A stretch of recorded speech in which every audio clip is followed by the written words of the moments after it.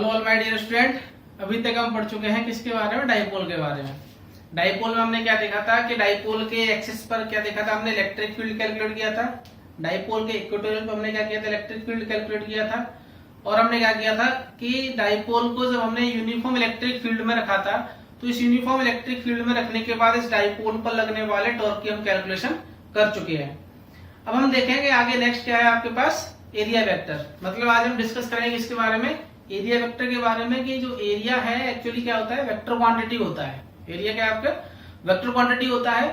लेकिन अभी तक जो हमने पढ़ा होता है तो एरिया क्या होता है, उसमें सिर्फ हमें क्या दिखता है, मैग्नीट्यूड दिखता है। क्या दिखता है हमें, मैग्नीट्यूड। अगर मान लीजिए हमने एक रेक्टेंगल शेप ले लिया, क्या लिया हमने, रेक्टेंगल शेप लिया जिसकी लेंथ हमने कंसीडर की मान लीजिए 5 मीटर और ब्रेथ क्या लिया हमने इसका 4 मीटर लिया। तो जो रेक्टेंगल का जो एरिया होता है वो क्या होता है, लेंथ इंटू ब्रेथ होता है। तो लेंथ इंटू ब्रेथ करेंगे तो हमें क्या मिलेगा, 20 मीटर स्क्वायर। मीटर स्क्वायर क्या है, इसका यूनिट है, 20 क्या है इसका मैग्नीट्यूड है। तो ये तो हम अब तक क्या है पढ़ चुके हैं। लेकिन आज हमें क्या देखना है कि एरिया अगर वेक्टर क्वांटिटी है तो वेक्टर क्वांटिटी में क्या होती है, दोनों चीजें होती हैं। एक तो क्या होता है उसका मैग्नीट्यूड, दूसरा क्या होता है उसका डायरेक्शन। तो मैग्नीट्यूड की कैलकुलेशन अब तक हम जानते हैं। आज हमें मेनली सीखना है, वो किसके बारे में सीखना है हमें, कि एरिया की जो डायरेक्शन है वो किधर होगी। अगर एरिया वेक्टर क्वांटिटी है आपके तो इसके पास क्या होगा, डायरेक्शन भी होगी। तो डायरेक्शन के बारे में हमें क्या करना है, सीखना है। तो देखिए क्या है कि अगर रेक्टेंगल शेप है आपके पास, अगर स्क्वायर होता तो क्या होता है, इसका साइड स्क्वायर हो जाता। तो रेक्टेंगल का हमने क्या देखा, 20 मीटर स्क्वायर आ चुका है। अब जो डायरेक्शन होगी इस एरिया वेक्टर की वो क्या होगी, उसके बारे में डिस्कस करते हैं। देखो मान लीजिए आपके पास क्या है, ये रेक्टेंगल है। तो रेक्टेंगल क्या होगा, एक प्लेन होगा। क्या होगा, एक प्लेन होगा। तो जो प्लेन में अगर डायरेक्शन देखी जाएगी तो प्लेन की डायरेक्शन क्या होगी, हमेशा जो भी ये प्लेन में रखा हुआ है रेक्टेंगल, उस प्लेन के परपेंडिकुलर आउटवर्ड या फिर आप परपेंडिकुलर इनवर्ड ही डायरेक्शन क्या करते हैं, कंसीडर करते हैं। अगर मैं इसके लिए बात करूंगा तो इसका जो एरिया वेक्टर होगा क्या होगा, इस मार्कर की डायरेक्शन में होगा। मार्कर क्या बताएगा आपको, ये इस रेक्टेंगल का एरिया वेक्टर बताएगा। अगर आपने आउटवर्ड कंसीडर किया है तो किस डायरेक्शन में आएगा, इस डायरेक्शन में आएगा। अगर आपने इनवर्ड किया है तो कहां जाएगा, वो अंदर की तरफ जाएगा। क्योंकि ये देखो रेक्टेंगल को किस बना रखा है मैंने, बोर्ड बना रखा है। तो बोर्ड क्या हो गया, एक प्लेन हो गया। इस प्लेन की या तो आउटवर्ड डायरेक्शन होगी या किधर होगी, इनवर्ड डायरेक्शन होगी। लेकिन ये कंसेप्ट सिर्फ वैलिड होता है किसके लिए, जब कोई ऑब्जेक्ट जो है उसकी शेप अगर क्या है 2D है, किसमें आपके वो 2D में है। अगर ऑब्जेक्ट की शेप क्या हो जाए, 3D हो जाए, तो 3D होते ही उसकी जो डायरेक्शन अभी हम बोल रहे हैं आपको कि यहाँ तो इसका आउटवर्ड नॉर्मल होगा या फिर क्या होगा, इनवर्ड नॉर्मल होगा। तो जब ऑब्जेक्ट क्या होगा 3D शेप का होगा तो उसमें सिर्फ डायरेक्शन एक ही रह जाएगी। वो डायरेक्शन कौन सी होगी, आपके आउटवर्ड नॉर्मल होगी। तो अब हम इसका थोड़ा डिटेल और देख लेते हैं। अगर आपको थोड़ा बहुत वेक्टर याद हो तो x के अलोंग जो यूनिट वेक्टर होता है वो कौन सा होता है, आई कैप होता है। y के अलोंग जो यूनिट वेक्टर होता है वो कौन सा होता है, जे कैप होता है। और z के अलोंग जो यूनिट वेक्टर होगा वो क्या होगा आपके पास, के कैप होगा। तो ये तो क्या है, इसका मैग्नीट्यूड है। तो मैग्नीट्यूड को अगर आपको याद हो तो मॉडुलस लगा के हम वेक्टर लगा देते थे। तो ये तो क्या हो गया आपका, मैग्नीट्यूड हो गया। अगर इसका आपको एग्जैक्ट लिखना है कि एरिया अगर वेक्टर क्वांटिटी है तो इसका एनालिसिस कितना होगा, तो क्या आ जाएगा आपके पास 20 तो इसका क्या हो गया, मैग्नीट्यूड हो गया। अगर डायरेक्शन की बात करें तो डायरेक्शन में आपको बताई या तो आउटवर्ड होगी या फिर कैसे होगी, इनवर्ड होगी। अगर आउटवर्ड होगी तो कहां, ये बाहर की तरफ आएगा। बाहर की तरफ मतलब जेड इधर होगा, तो जेड के अलोंग क्या होगा, के कैप। तो इसका जो हो जाएगा आपके पास कितना हो जाएगा, 20 के कैप हो जाएगा। यूनिट क्या है इसकी, मीटर स्क्वायर है। अगर आपने डायरेक्शन किधर मानी है, इनवर्ड मानी है, तो जो एरिया वेक्टर लिखा जाएगा वो क्या लिखा जाएगा, 20। और अंदर की तरफ जो डायरेक्शन होगी वो क्या हो जाएगी, माइनस के कैप हो जाएगी। तो क्या हो जाएगा इसका 20 माइनस के कैप और मीटर स्क्वायर। ये इसका एग्जैक्ट वेक्टर फॉर्म में क्या हो जाएगा, इसका एरिया हो जाएगा। ये जो है ये क्या है आपका, सिर्फ मैग्नीट्यूड है। जबकि वेक्टर में क्या होता है, मैग्नीट्यूड भी होगा और आपके साथ ही साथ डायरेक्शन भी होगी। तो डायरेक्शन को आपको याद हो तो डायरेक्शन को हम मेनली डिनोट करते थे किससे, यूनिट वेक्टर से। यूनिट वेक्टर का काम ही क्या है, डायरेक्शन प्रोवाइड कराना। और इस यूनिट वेक्टर का मैग्नीट्यूड कितना होता है, 1 होता है, यूनिट ही होता है इसका। तो डायरेक्शन बताई जाएंगे आपकी आई कैप से, जे कैप से या फिर के कैप से। एक और चीज आपको याद रखनी है यहाँ पे क्या है कि जैसे मैंने आपको बताया कि जो एरिया वेक्टर की डायरेक्शन है वो या तो आउटवर्ड होगी या फिर कैसी होगी, इनवर्ड होगी। तो किसी भी सेम प्रॉब्लम में अगर हम एक क्वेश्चन सॉल्व कर रहे हैं, जो भी हमने सॉल्व किया यहाँ पर, तो या तो हम इसकी डायरेक्शन आउटवर्ड मानेंगे या फिर क्या मानेंगे, इनवर्ड। ऐसा नहीं होगा कि एक ही प्रॉब्लम में कभी तो डायरेक्शन हम आउटवर्ड मान रहे हैं, कभी क्या मान रहे हैं, इनवर्ड मान रहे हैं। ऐसा नहीं होता है। सेम प्रॉब्लम में आपको एक ही डायरेक्शन कंसीडर करनी है, या तो आउटवर्ड कंसीडर करेंगे या फिर क्या करेंगे, कंसीडर इनवर्ड कंसीडर करेंगे। तो चाहे तो आप क्या लिखेंगे कि 20 के कैप सिंगल, तो ये भी सही है। या फिर आप लिख सकते हो क्या कि 20 माइनस के कैप, तो ये भी सही है। दोनों ही सही है, लेकिन एक एक करके, या तो आप ये लिखेंगे या फिर क्या लिखेंगे, ये लिखेंगे। ऐसा नहीं कि दोनों को ही लिख देंगे। अगर दोनों को ही लिख देंगे तो क्या होगा, एक बार तो आउटवर्ड होगी, एक बार क्या होगी, इनवर्ड। ये सेपरेट है दोनों। मतलब क्या, हम यहाँ पे और लगा सकते हैं, या तो ये है या फिर क्या है, ये है। डायरेक्शन आउटवर्ड होगी या फिर क्या होगी, इनवर्ड। सिर्फ सेम प्रॉब्लम के लिए बात की जा रही है। अगर प्रॉब्लम चेंज हो जाए तो आप डायरेक्शन को भी आप चेंज कर सकते हो। जैसे क्या है, यहाँ पे लिख भी रखा है हमने, देखो पढ़ के देखें आप। If we take perpendicular outward to the plane और perpendicular inward to the plane, then it does not change for complete analysis of the same problem। जो सेम प्रॉब्लम कर रहे हैं उसके लिए आपका डायरेक्शन चेंज नहीं होगा। या तो आप परपेंडिकुलर इनवर्ड कंसीडर करोगे या फिर परपेंडिकुलर आउटवर्ड। आपको कोई सी एक डायरेक्शन ही कंसीडर करनी है। ऐसा नहीं कि आप दोनों ही डायरेक्शन को क्या करने लग जाए, कंसीडर करने लग जाए। जैसे देखो, और समझने के लिए हमने क्या लिया, एक रिंग लिया है। क्या लिया बेटे, रिंग। जो हम फिंगर में पहनते हैं वो क्या होती है, रिंग होती है। उसी तरह की क्या है कि रिंग है आपके पास। ये रिंग अभी किस प्लेन में रखी हुई है, एक्स और वाई प्लेन में रखी हुई है। देखो ये इधर एक्स है और इधर क्या है आपके पास, वाई है। तो इस एक्स वाई प्लेन में ये रिंग रखी हुई है। इसकी रेडियस है, मान लीजिए कितनी आपके पास, आर। ये आपके पास क्या है, सेंटर है। तो इसका अगर एरिया आप कैलकुलेट करेंगे तो क्या हो जाएगा, ए जो होता है सर्कल या फिर बोले रिंग, उसका एरिया क्या होता है, पाई आर स्क्वायर होता है। क्या होता है आपके पास, पाई आर स्क्वायर। तो इसका जो एरिया होगा वो क्या हो जाएगा, पाई आर स्क्वायर हो जाएगा। ये तो क्या इसका मैग्नीट्यूड है। अगर वेक्टर फॉर्म में लिखना है आपको तो क्या इसका डायरेक्शन ही बताना पड़ेगा आपको। डायरेक्शन क्या होगा, प्लेन के या तो परपेंडिकुलर आउटवर्ड या फिर प्लेन के क्या होगा, परपेंडिकुलर इनवर्ड। तो क्या लिखेंगे, पाई आर स्क्वायर। देखो आउटवर्ड होगा, एक्स वाई प्लेन में आपके क्या है, रिंग है। तो जेड प्लेन कहाँ होगा, बाहर होगा। जेड का यूनिट वेक्टर कौन सा होता है, के। तो क्या लिखेंगे, pi r square k cap. और क्या लिख सकते हैं आप, इसका area vector pi r square minus k cap. जब आउटवर्ड कंसीडर करेंगे तो के कैप है, इनवर्ड कंसीडर करेंगे तो क्या आपके पास माइनस के कैप है। इसी रिंग को, अभी तो रिंग कैसे रखी हुई थी, कुछ इस तरह से रखी हुई थी। किस प्लेन में, एक्स और वाई प्लेन में। अब मैंने रिंग को कैसे रख दिया है, देखो ध्यान से। रिंग कैसे रखी हुई है, ऐसे रखी हुई है। रिंग कैसे रखी हुई है, ये वाली रिंग कैसे, कुछ इस तरह से। इस तरह का मतलब क्या है, रिंग कहां पर रखी हुई है, इधर कौन सा है आपके पास, वाई है, और इधर कौन सा है आपके पास, जेड है। इधर कौन सा है, वाई है, इधर कौन सा है, जेड है। मतलब रिंग अब कहां पर रखी हुई है, वाई जेड प्लेन में रखी हुई है। ये जो रिंग है वो कहां पर है, एक्स और वाई। तो कौन सा प्लेन हो गया आपका, एक्स वाई प्लेन हो गया। ये वाली रिंग कैसे रखी हुई है, कुछ इस तरह से रखी हुई है। जब इस तरह से रखी हुई है तो कौन कौन से प्लेन में आ गई, ये वाई है और ये क्या है, जेड है। तो कौन से प्लेन में, वाई जेड प्लेन में है। तो इसका जो परपेंडिकुलर होगा या तो उस साइड में होगा, इस डायरेक्शन में क्या है आपके पास, एक्स है। एक्स के लोग क्या होता है, आई कैप होता है। या फिर क्या होगा, इस डायरेक्शन में होगा। इधर क्या हो जाएगा, माइनस आई कैप हो जाएगा। तो अगर इसका हम लिखेंगे, अगर इसका भी मैं रेडियस क्या कंसीडर कर लूं, आर कंसीडर कर लूं, तो इसका जो एरिया वेक्टर होगा वो क्या हो जाएगा आपके पास, पाई आर स्क्वायर। और एक्स के अलॉन्ग यूनिट वेक्टर क्या होगा आपके पास, आई कैप।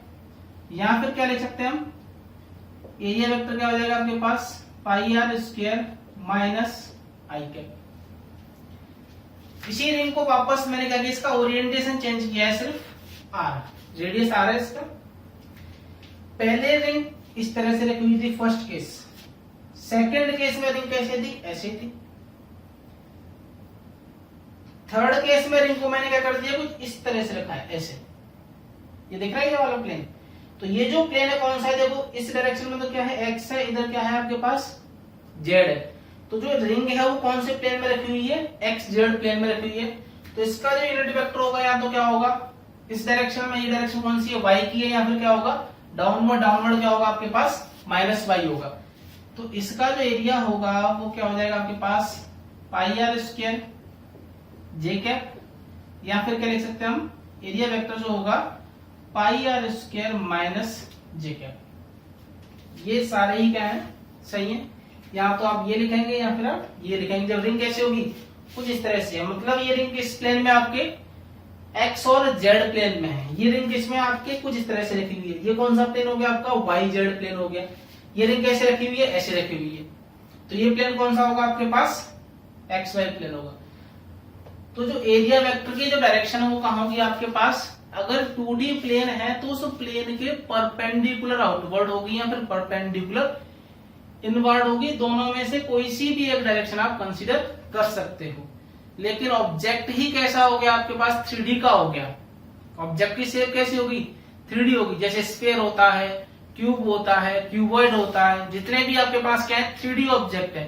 तो 3D ऑब्जेक्ट के लिए जो डायरेक्शन होगी वो हमेशा कहां होगी आउटवर्ड नॉर्मल होगी। कहां होगी आउटवर्ड नॉर्मल। जैसे मैं यहाँ पे क्या करूं एक स्फीयर बनाऊं, ये क्या है आपके पास स्फीयर है। स्फीयर कैसा होता है आपका 3D शेप में होता है। 3D शेप में होगा तो क्या होगा इसका डायरेक्शन जो होगा वो आउटवर्ड नॉर्मल कोई सा भी हो सकता है, कोई सा भी डायरेक्शन आप कंसीडर कर सकते हो। लेकिन जितने भी डायरेक्शन होंगे सारे क्या होंगे आउटवर्ड नॉर्मल होंगे। मतलब यहाँ पर एंगल कितना बन रहा होगा ये 90। कोई सी भी एक डायरेक्शन कंसीडर कर सकते हो, ऐसा नहीं कि बहुत सारी कंसीडर करेंगे। एक डायरेक्शन कोई सी भी ले सकते हो, लेकिन कंडीशन क्या रहेगी वो आउटवर्ड नॉर्मल ही रहेगा। कब, जब ऑब्जेक्ट किस शेप में होगा 3D शेप में होगा। ठीक है, तो एरिया क्या है आपके पास वेक्टर क्वांटिटी होती है, ये आपको मैंने बता ही दिया है। और जो डायरेक्शन होगी एरिया वेक्टर की वो कैसी होगी परपेंडिकुलर होगी किसके आपके सरफेस के। अगर सरफेस कैसा है 2D है या फिर इसको हम बोलते हैं क्या ओपन सरफेस। 2D सरफेस बोले या फिर क्या बोले 2D ऑब्जेक्ट बोला, क्या बोलेंगे इसको ओपन सरफेस। इनके लिए जो डायरेक्शन होगी हमेशा क्या होगी परपेंडिकुलर तो होगी, लेकिन इसमें ऑप्शन है आपके पास, या तो आप आउटवर्ड कंसीडर कर सकते हैं या फिर कैसी कंसीडर होगा इनवर्ड कंसीडर कर सकते हो। लेकिन जब क्लोज सरफेस होगा, क्लोज सरफेस का मतलब क्या है कि ऑब्जेक्ट इसमें आपके 3D में। जब स्फीयर होता है तो क्या होता है वो हर तरफ से क्या होता है कवर होता है कुछ इस तरह से। मतलब ऑब्जेक्ट इसमें होगा 3D में, एक्स में भी कुछ डायमेंशन होंगी, वाई में भी होगा कुछ, कुछ क्या होगा जेड में भी होगा। तो सरफेस कैसा हो जाएगा क्लोज सरफेस होगा, या फिर क्या बोलते हैं 3D ऑब्जेक्ट होगा। उनके लिए जो डायरेक्शन होगी कैसी होगी हमेशा आउटवर्ड नॉर्मल होगी।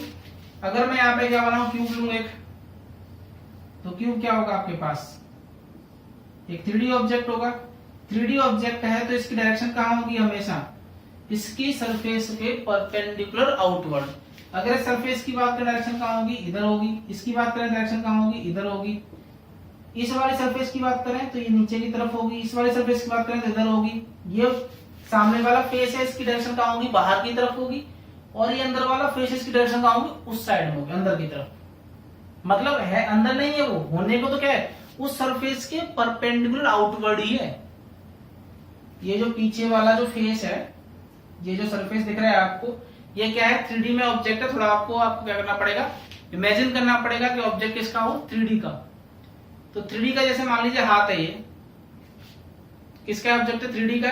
तो इस सरफेस के परपेंडिकुलर ऐसे हो जाएगा, इसकी बात करेंगे तो ऐसे होगा, इस वाले की बात करेंगे तो ऐसे होगा, इस वाले की बात करेंगे तो कुछ इस तरह से होगा डायरेक्शन इसका, यहाँ पे देखेंगे तो कुछ इस तरह से होगा, इस नीचे वाले के देखेंगे तो क्या कुछ इधर होगा। मतलब क्या है इसका जो डायरेक्शन है हमेशा कैसे रहेगा always perpendicular to the surface.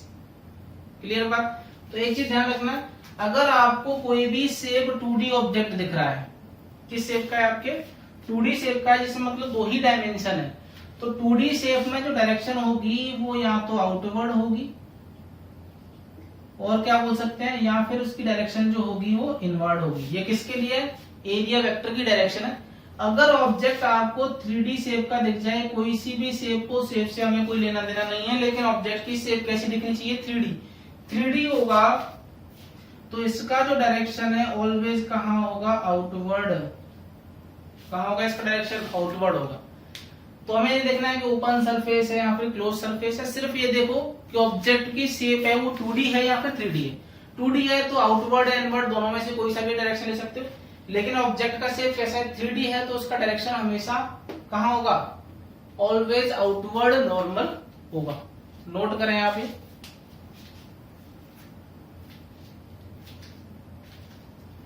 Next discuss करते हैं हम किसके बारे में, इलेक्ट्रिक फ्लक्स के बारे में। तो जो इलेक्ट्रिक फ्लक्स है वो बताता है आपको किसके बारे में, एनर्जी के फ्लो के बारे में।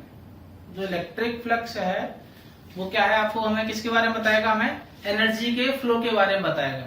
जैसे क्या है कि इलेक्ट्रिक फ्लक्स को अगर हम डिफाइन करें तो क्या होगा, हम डिफाइन कर सकते हैं कि कोई भी एक एरिया हो या कोई भी एक सरफेस है, उस सरफेस से कितने ज्यादा या फिर कितने number of electric field lines cross कर रहे हैं। कि कोई भी ये क्या करें, एक सरफेस लें, उस सरफेस से क्या पास कराएं, इलेक्ट्रिक फील्ड लाइंस पास कराएं। तो उस सरफेस से कितना इलेक्ट्रिक फील्ड लाइंस क्रॉस कर रहा है वो किसको बताएगा, फ्लक्स को बताएगा। जो फ्लक्स है क्या, वो है एनर्जी का फ्लो। मतलब जितना ज्यादा इलेक्ट्रिक फील्ड लाइन क्रॉस करेगा उस पर्टिकुलर एरिया से, उतना ही ज्यादा क्या हो रहा है, वहां पर एनर्जी का फ्लो हो रहा है। या हम बोल सकते हैं कि एनर्जी क्या हो रही है वहां से उतनी ज्यादा पास हो रही है। जैसे समझने के लिए क्या करें, सरफेस ले लेते हैं।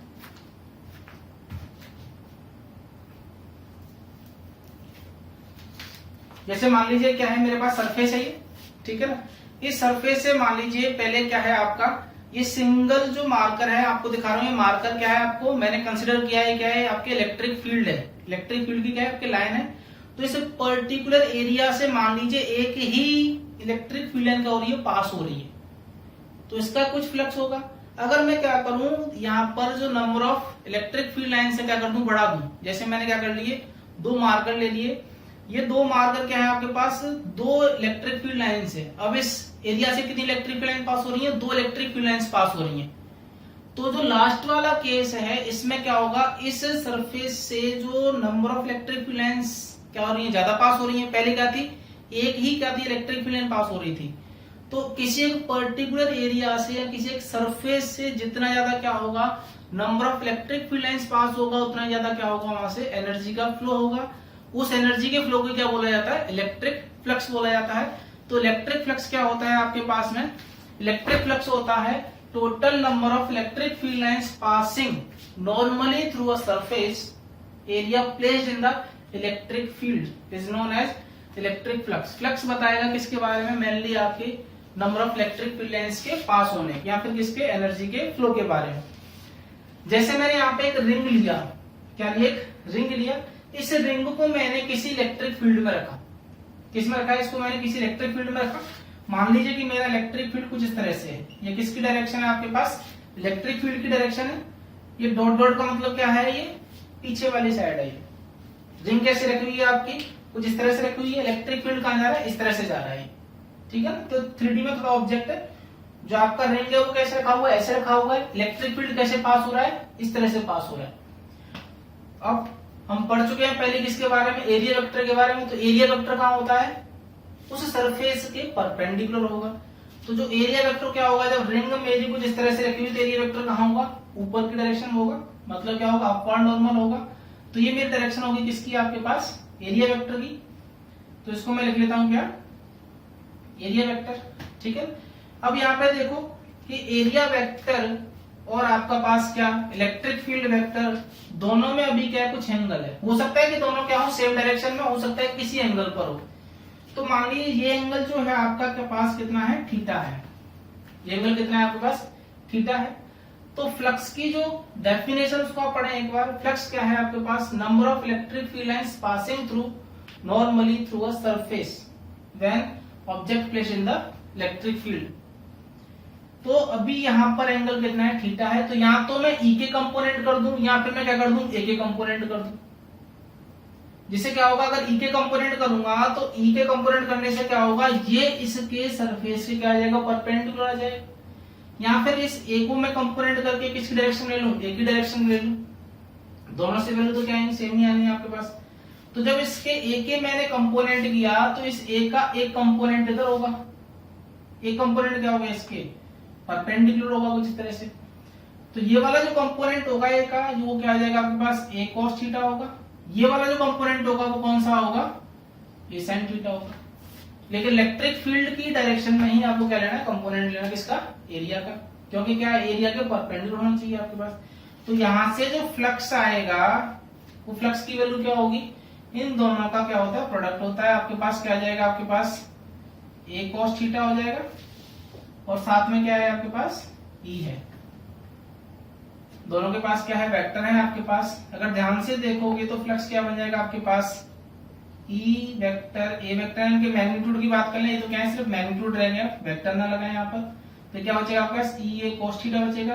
अगर आपको थोड़ा बहुत डॉट प्रोडक्ट याद हो तो cos थीटा क्या होता है, cos थीटा कब आता है जब ई और ए का क्या होता है डॉट प्रोडक्ट होता है। तो यहाँ से जो फ्लक्स की वैल्यू आएगी आपके पास क्या आ जाएगी E vector dot A vector आ जाएगा। ये क्या होता है फ्लक्स होता है कब, जब आपको एरिया वेक्टर दे रखा हो और क्या दे रखा हो आपको इलेक्ट्रिक फील्ड दे रखा हो। अगर दोनों की वैल्यू दे रखी है दोनों का कर दो आप डॉट प्रोडक्ट कर दो, तो इन दोनों का जो डॉट प्रोडक्ट होगा वही क्या होगा आपके पास फ्लक्स की वैल्यू होगी। तो जो फ्लक्स है किसके बारे में बताएगा आपके इलेक्ट्रिक फील्ड के बारे में कि इलेक्ट्रिक फील्ड लाइंस किसी पर्टिकुलर एरिया से कितनी ज्यादा क्रॉस हो रही है। यहाँ पर क्या बताएगा किसके बारे में बताएगा एनर्जी फ्लो के बारे में बताएगा।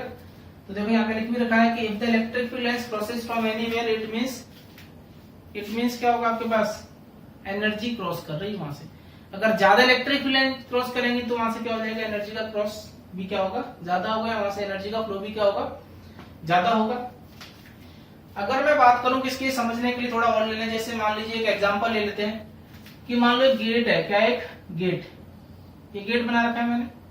अब मान लीजिए इस गेट से अगर जितने ज्यादा नंबर ऑफ पर्सन पास होंगे उतना ही ज्यादा क्या होगा फ्लक्स होगा। नंबर ऑफ पर्सन का मतलब क्या है कि इस पर्टिकुलर एरिया से जितनी ज्यादा इलेक्ट्रिक फील्ड लाइंस क्रॉस करेंगी उतना ही यहाँ पर क्या होगा ज्यादा फ्लक्स होगा। मतलब क्या है जैसे मान लीजिए ये यहाँ से इलेक्ट्रिक फील्ड लाइंस मैंने क्या करा दी क्रॉस करा दी। ये थोड़ा ऑब्जेक्ट को थोड़ा सही से बनाते हैं, मतलब 2D में बनाते हैं, 2D में भी थोड़ा शेप देते हैं इसका। मतलब ये कुछ इस तरह से है,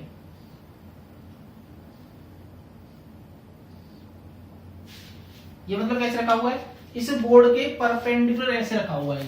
ये क्या है आपके पास एक गेट है, वो एक सरफेस मान लो कुछ इस तरह से रखा हुआ है। अब इस सरफेस से क्या पास कराएंगे हम इलेक्ट्रिक फील्ड पास कराएंगे। तो मान लीजिए क्या आपके पास इलेक्ट्रिक फील्ड लाइंस क्या कर रही है ये क्रॉस कर रही है।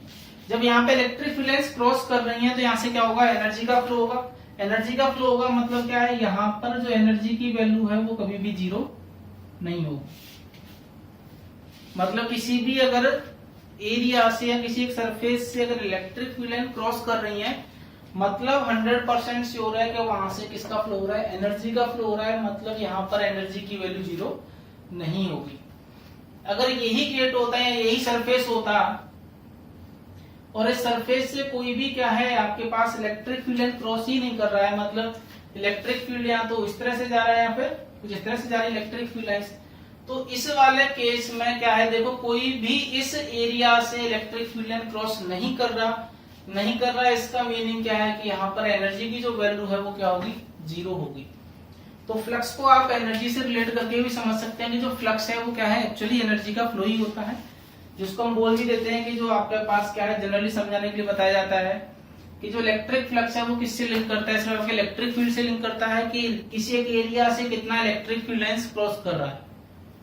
तो जो इलेक्ट्रिक फील्ड लाइंस है वो है क्या मेनली एनर्जी का फ्लो ही होता है। अगर किसी एरिया से इलेक्ट्रिक फील्ड लाइन पास हो रही है क्रॉस कर रही है तो वहां पे एनर्जी का भी फ्लो हो रहा है।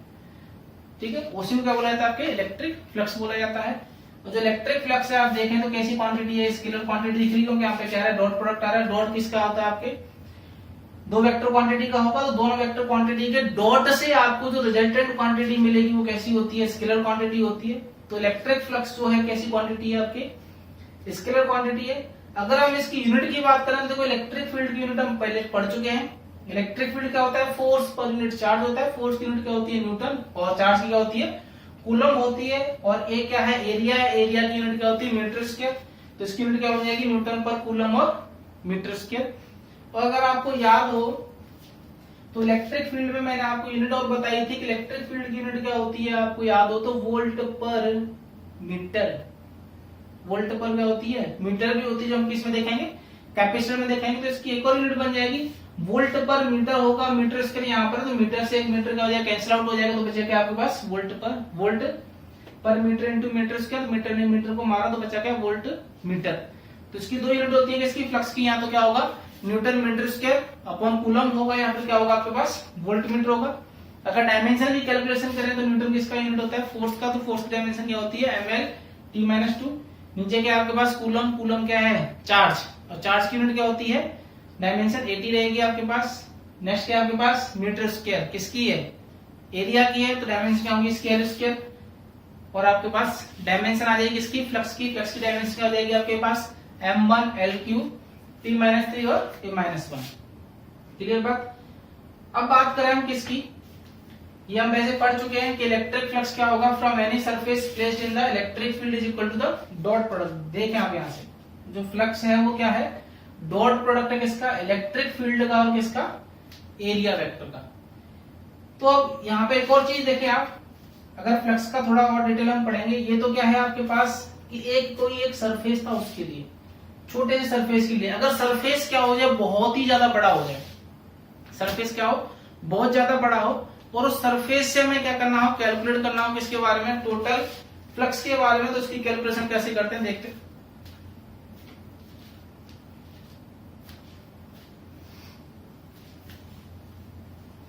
अगर सरफेस आपके पास कैसा थोड़ा बड़ा है, तो बड़े सरफेस को सॉल्व करने के लिए हम जानते हैं पहले से एक हमारे पास टूल अवेलेबल होता है किसका कि बड़े से सरफेस एरिया को हम छोटे छोटे पार्ट में क्या करें ब्रेक करें, और छोटे छोटे पार्ट में ब्रेक करने के बाद हम क्या करेंगे वहां से कैलकुलेशन कर लेंगे किसकी टोटल फ्लक्स की।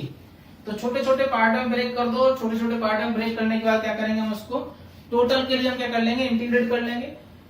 तो ये तो क्या है बहुत ही छोटे पार्ट के लिए, अगर आपके पास एरिया क्या है बहुत ही बड़ा है, मान लीजिए कुछ इस तरह से एरिया है आपके पास, इस एरिया से आपको क्या करना है टोटल फ्लक्स की कैलकुलेशन करनी है। तो इसको क्या कर लो छोटे छोटे पार्ट में अगर हम क्या करते हैं ब्रेक करते हैं इस तरह से, ब्रेक करने के बाद हम क्या करें किसी एक एरिया की मान लीजिए इसकी हम क्या कर लें कैलकुलेशन कर लेंगे इसकी फ्लक्स की, तो टोटल पे क्या कर देंगे हम इसको इंटीग्रेट कर लेंगे। तो अगर आपके पास सरफेस क्या है लार्ज है, तो उससे जो निकलने वाला जो फ्लक्स होगा वो क्या होगा आपके पास, हम पहले एक छोटा सा एरिया कंसीडर करेंगे जैसे ये रहा, तो इसको हम बोलेंगे डीए, डीए वेक्टर हो जाएगा। इससे पास होने वाले इलेक्ट्रिक फील्ड क्या होगा ई होगा, तो ई वेक्टर हो जाएगा। टोटल का करना है तो टोटल के लिए क्या कर देंगे हम इंटीग्रेट, तो क्या कर देंगे हम इंटीग्रेट। ये किसके लिए हो जाएगा आपका जब आपके पास सरफेस एरिया क्या हो थोड़ा ज्यादा हो या बड़े एरिया में हो, आपके पास लार्ज एरिया हो आपका, तो किसी एक छोटे से पार्ट का कैलकुलेट करें, टोटल पे क्या कर दें उसको इंटीग्रेट कर देंगे। अगर एक ऐसा सरफेस हो, अभी तो 2D का, अगर सरफेस कैसा हो क्लोज्ड हो, कैसा हो क्लोज, तो क्लोज के लिए कुछ नहीं करना, हम क्या कर देंगे इसका क्लोज इंटीग्रल कर देंगे। तो फ्लक्स क्या आ जाएगा आपके पास, तरीका वही रहेगा कि किसी एक छोटे से पार्ट का क्या करेंगे हम कैलकुलेट करेंगे क्या पहले फ्लक्स, ये छोटे से पार्ट का हो गया, टोटल के लिए इंटीग्रेट कर दिया, क्लोज होगा तो उस पर क्या कर देंगे क्लोज इंटीग्रल लगा देंगे। क्लोज इंटीग्रल में क्या होता है इंटीग्रल के साइन पर अगर हम एक सर्कल सा बना दें ऐसे, ये सिंबल होता है किसका क्लोज्ड इंटीग्रेशन का, तो ये हो जाएगा आपके पास किसके लिए ये क्लोज्ड के लिए। ये किसके लिए आपका 2D में अगर ऑब्जेक्ट हो और कैसा हो एरिया इसका ज्यादा हो, नोट करें।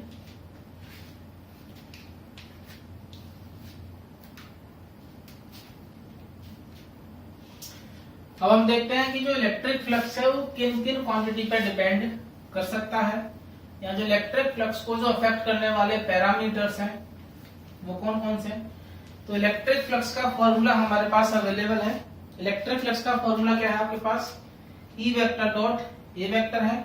तो फ्लक्स को अगर हम लिखें तो क्या लिख सकते हैं, इसको अगर सॉल्व करेंगे तो ई ए cos थीटा हो जाएगा। थीटा क्या है एंगल बिटवीन ई एंड ए। तो जो फ्लक्स है, जो फ्लक्स किस किस पर डिपेंड करता है, फर्स्ट डिपेंड करेगा इस पर आपके इलेक्ट्रिक फील्ड पर। किस पर डिपेंड करेगा इलेक्ट्रिक फील्ड पर। तो लिख लें यहां पर हम क्या electric flux depends on, first है आपके पास क्या इलेक्ट्रिक फील्ड पर डिपेंड करेगा ये। नेक्स्ट है आपका अगर देखें ध्यान से तो किस पर डिपेंड कर रहा है ये एरिया पर डिपेंड कर रहा है।